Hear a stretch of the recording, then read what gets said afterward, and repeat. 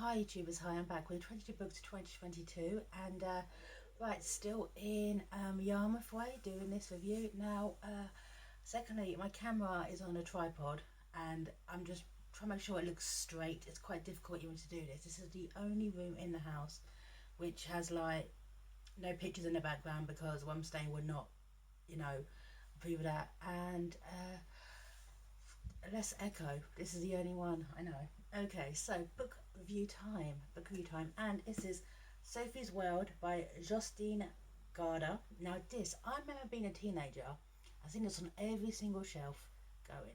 This was the book. Between 1995 to 1996, it was everywhere. Everyone was reading this book, but not me, okay? Now, interesting, I remember this being in like the, not even, well, there was no young adult section then, okay? It was like the kiddie section in bookshops, because people thought because the protagonist is a 15-year-old girl, it's called Sophie's World, it's a children's book, and it's not. Now this book totally blew my mind, and I literally only finished it this morning. I'm doing this review, time is 10 past 11. I finished this book probably about 2 hours ago. My brain still can't process. That's why I'm coming in fresh as I physically can, because this is a lot to go into. It's 4,000 years of philosophy, history, sciences, social sciences, and everything else in between. Here we go. Right. Looking in a mailbox one day, a 14-year-old Norwegian girl called Sophie Andersen finds two surprising questions. On them are written the questions: who are you, and where does the world come from? The writer is an enigmatic philosopher called Albert Nox, and his two teasing questions are the beginning of an extraordinary tour through the history of Western philosophy, from pre-Socrates, or Socrates, okay, to Sata, in a series of brilliantly entertaining letters and then in person with his dog Hermes. Albert Nox opens Sophie's inquiring minds to the fundamental questions that philosophers have been asking since the dawn of civilization. But as soon as Sophie begins to find her feet in this dazzling, exciting new world, she and Albert find themselves caught up in a plot which is the most perplexing philosophical conundrum. Long words. Right, so Sophie, go about a day, she's 14, turning 15, la la la, finds these letters in her mailbox. And the way it even opens as well, you can kind of tell that Sophie's got a very, very kind of intrinsic, intuitive mind. This is just the first page, okay? Right. Sophie Andersen was on her way home from school. She had walked the first part of the way with Joanna. They'd been discussing robots. Joanna thought the human brain was like an advanced computer. Sophie was not certain, she agreed. Surely a person was more than a piece of hardware. Straight away, she is already thinking a little bit more, okay, about what about us, about our souls, our being, that kind of thing. And then, okay, she gets these messages. Straight away, another character comes in called Hilda, okay? Now, this character gets mentioned quite a bit, right? Okay, this bit here. And because care of Sophie, okay, Sophie's getting letters for Hilda. I know it's bizarre, okay? Right. The postcard was addressed to Hilda Molly Kang, okay, or is that pronounced Nang? Sorry. Care of Sophie Andersen, 3 Clover Close. The rest address was correct. The card read, Dear Hilda, sorry. Happy 15th birthday. As I'm sure you'll understand, I wanted to give you a present that will help you grow. Forgive me for sending the card, care of Sophie. It was the easiest way, love from Dad. Okay? Why would a father send a birthday card to Sophie's address when it's quite obviously intended to go somewhere else? What kind of father would cheat his own daughter out of a birthday card by purposely sending it astray? How could it be the easiest way? And above all, how is she supposed to trace this Hilda person? I know Sophie had another problem to worry about. She tried to get her thoughts in order. Right, so straight away, these two teenage girls' lives are linking. Okay? They're kind of like mixing up. And this Albert Nox is introduced in Sophie via Hermes the dog, or letters, or even videos, okay, DVDs, okay. This book came out in the 1990s. So the internet was pretty much still in its infancy at this time. So everything is kind of done in a clandestine way, letters and kind of objects that keep appearing in Sophie's room. And this throws you straight into this. This is not a children's book, though it was billed as such, but it's a good way, okay, maybe introduce certain teenagers to philosophy. But I, as an adult, I found this quite hard going. Right, it's a bit here, okay? So start with the Greeks, okay? The first philosopher we know of is Thales, who comes from Miletus, a Greek colony in Asia Minor. He travelled in many continents, including Egypt, where he said to have calculated the height of the pyramid by measuring its shadow at the precise moment when the length of his own shadow was equal to his height. Also said to have accurately predicted a solar eclipse in the year 585 BC. Okay, very, very beginning of philosophy, of his philosophy thought, of how these thinkers thought about how we see the world, how we measure things, the soul, our place in it. You know, from Plato, Socrates. Okay, and one thing I did love as well is the fact that he introduces these kind of philosophical thoughts in a way that a reader can understand. Now, I know nothing about philosophy. I learn more about philosophy in this book than I have in anything else. Hey, he's done his job. I like this book because it breaks it down. Okay, philosophy and Lego. Yeah, all right. This is the question posed to Sophie. Why is Lego the most ingenious toy in the world? Brilliant. Well, it's brilliant. I love Lego. Who doesn't love Lego? Okay, right. For a start, Sophie wasn't sure at all she agreed with it. It was a year since she had played with the little plastic blocks. Well, she couldn't for the life of her see what Lego could possibly have to do with philosophy. But she was a dutiful student. Rummaging on the top shelf of her closet, she found a bag full of Lego blocks of all shapes and sizes. For the first time in ages, she began to build with them. As she worked, some ideas began to occur to her about the blocks. They're easy to assemble, even though they are all different, they all fit together, and they're also unbreakable. She couldn't even remember having seen a broken Lego block. All her blocks looked as bright and new as the day they were bought many years ago. Right. The best thing about them was Lego. She could construct any kind of object, and she could separate the blocks and construct something new. What more could one ask of a toy? Sophie decided that Lego really could be called the most ingenious toy in the world because what it had to do with philosophy was beyond her. Right. She had nearly finished constructing her big doll's house. Much as she hated to admit it, she hadn't had much fun in ages. Right. See? She doesn't know yet, but of course, reading through it, we know. Okay, the whole kind of building. A Lego block is a Lego block. The only barrier is your imagination. Okay? I watch Lego Masters. I love that show. Okay?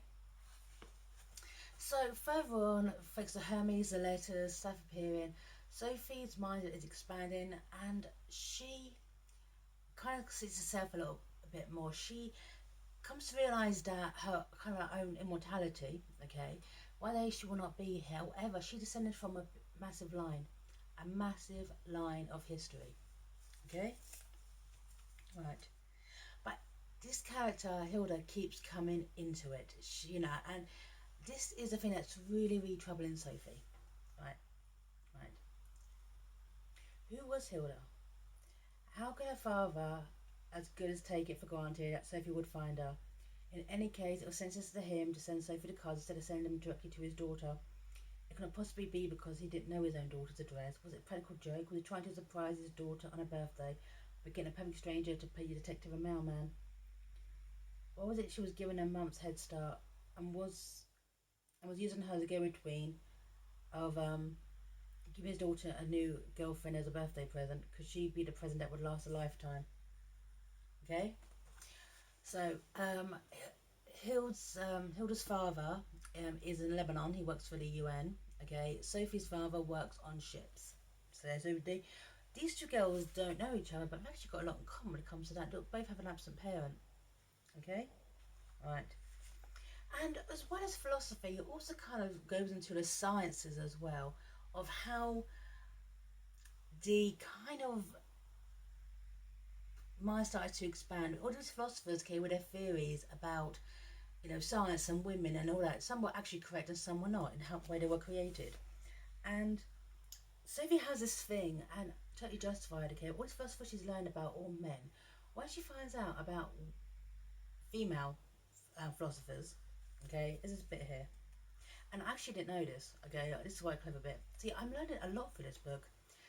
The eggs of mammals were not discovered until 1827. It's therefore perhaps not surprising that people thought it was a man who was a creative and life-giving force in reproduction. Okay, yeah, kind of makes sense. But when she asked, and this is a bit in a church of all things, this is where Albert Knox is wearing a dress up as a monk preaching. Okay, all right.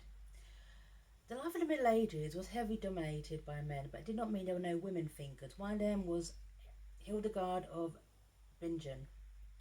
Sophie's eyes widened. Does she have anything to do with Hilda? Okay. What a question. Hildegard lived as a nun in Rhine Valley from 1098 to 1197. Despite being a woman, she worked as a preacher, author, physician, botanist, and naturalist. She's an example of the fact that women were often more practical and more scientific, even in the Middle Ages. But what about Hilda? Okay. It was an ancient Christian and Jewish belief that God was not only a man, he also had a female side of Mother Nature. Women too are created in God's likeness. In Greek, this means the female side of God is called Sophia. Sophie or Sophie means wisdom. Connection between Hilda and Sophie. Right there. I thought it was very, very clever. What brings these two together is not just fact decay of Albert Knox and his letters, is the fact that due to the kind of symbol of their name, meaning. So, very, very clever. However, the twist, the absolute twist in this, happens on page 238, or 400-page novel. This is the twist. Is we have been seeing everything through Sophie's eyes. We have been seeing everything through her adventures, her friendship with her mother, her friend Joanna, her exploration of life and sciences and philosophy and what makes us human. Sophie isn't. Sophie's a construction. She's a figment in a novel written for Hilda Molly Kang, who woke in the attic room of the old captain's house outside Lille Sand. She glanced at the clock. It was only 6 in the morning. It was already light. So, and it's her birthday. Birthdays are kind of a big thing when I finish this novel. So nothing is real in this. I am so surprised, okay, when the Wachowski sisters did The Matrix, on the shelf, okay, they had Baudelaire's Simulation Simulacra. They didn't have a copy of Sophie's World because it's all about construction, and Sophie is a construction. She is not real. She exists in the page of Sophie's father, who's writing a story for his daughter's birthday. It's like Hilda's father, who's writing a story for her daughter's birthday. Right. Yeah. That's the thing. And at this point within the text, everything has followed what you would call a familiar linear narrative. Sophie wakes up, she goes to school, she gets these letters, various bits of Albert Knox, when his kind of video about the Greeks, the way it's all done, it literally looks like he was actually there. It looks so authentic. And you think, well, great production values. No, just a construction. This really kind of is a twist because at this point within the text, okay, in Sophie's world, okay, is characters from fiction kind of roll up as well. As we acknowledge that Sophie is a fictional character, as is her mum, Joanna, Hermes the dog, her entire world, our fictional characters drop in. She sees Adam and Eve, okay? She has a moment with the little match girl and Ebenezer Scrooge, and a bit where the little match girl basically threatens to burn down the forest, okay? She sees the Disney characters, okay? She sees constructions, okay? And the thing is, even though she even sees both Adam and Eve and Noah, now they are not fictional characters, however, they appear in a text, which is clearly the Bible or other religious texts. So it depends on your kind of perception of religion or not, if they were real or not. But in this, they are constructs too, okay? Right, and this is a mind bend, okay? Because as Sophie is not a real character, the rules change. Her kind of world is split, okay? I mean, the word white rabbit as well as a philosophical thought comes into it, and for me that's also, hey, Fly the White Rabbit, Alice in Wonderland, and hey, The Matrix. Right, okay. Also, as it goes on as well, one thing I did note is that the kind of philosophy itself becomes way more cynical as we move closer to modernity. You have the Greeks who talk about, okay, what makes a person a soul, what makes the rain, the shadow of the um, pyramids. But as we moved on, when it starts to bring in things like communist thought, okay, like Marx, there's a more cynical air, okay, right. That is a bit. I mean, there actually is a bit about Karl Marx. Yep, right. Under the capitalist system, the worker labours for someone else. His labour is first something external to him, or something that does not belong to him. The worker becomes alien to his work, but at the same time also alien to himself. He loses touch with his own reality. Marx said, with a Hegelian expression, that the worker becomes alienated. Right. I have an aunt who works in a factory packaging candy for over 20 years, so I can easily understand what you mean. It says she hates going to work every single morning. If she hates her work so much, she must hate herself in a sense. In a capitalist society, labour is organised in a way that the worker is in fact slaves to another social class. Thus the worker transfers his own labour and with it the whole of his life to the bourgeoisie. Do you want, that is breaking down Marx. Well, not just all Marx, but that, the Communist Manifesto in a sentence, which makes sense to everyone. It's brilliant. It's absolutely brilliant.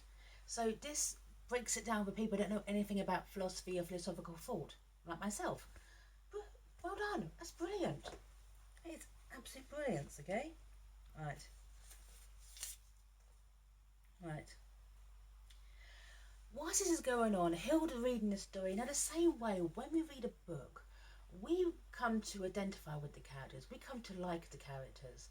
Now you can imagine Sophie reading this book in a way, okay, about Hilda, okay?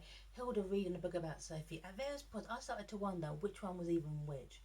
Because you've come to know these characters, come to care about them, okay?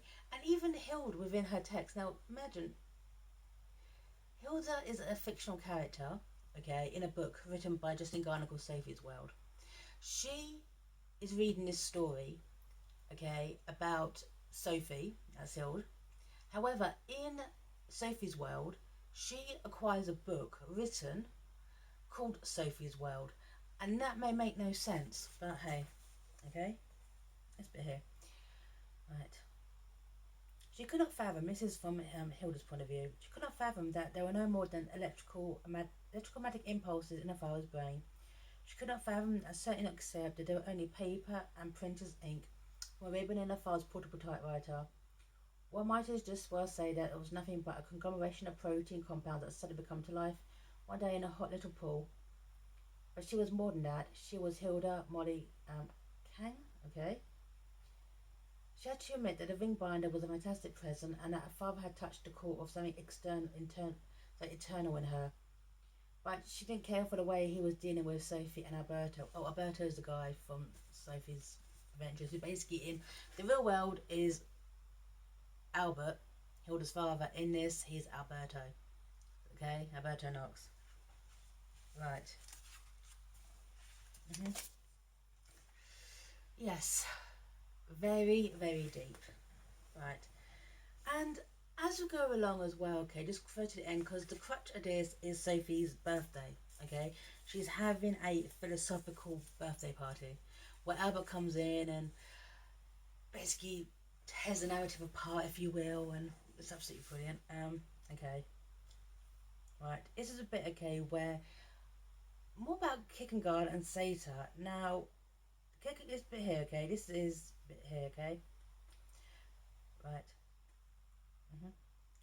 The key word in Sata's philosophy, as in Kierkegaard's, is existence, but existence does not mean the same as being alive. Plants and animals are also alive, but they exist. They do not have to think about it, what it implies. Man is the only creature that is conscious of his own existence. Sata said that a material thing is simply in itself, and mankind is for itself. Being of a man is therefore not the same as the being of things. Right.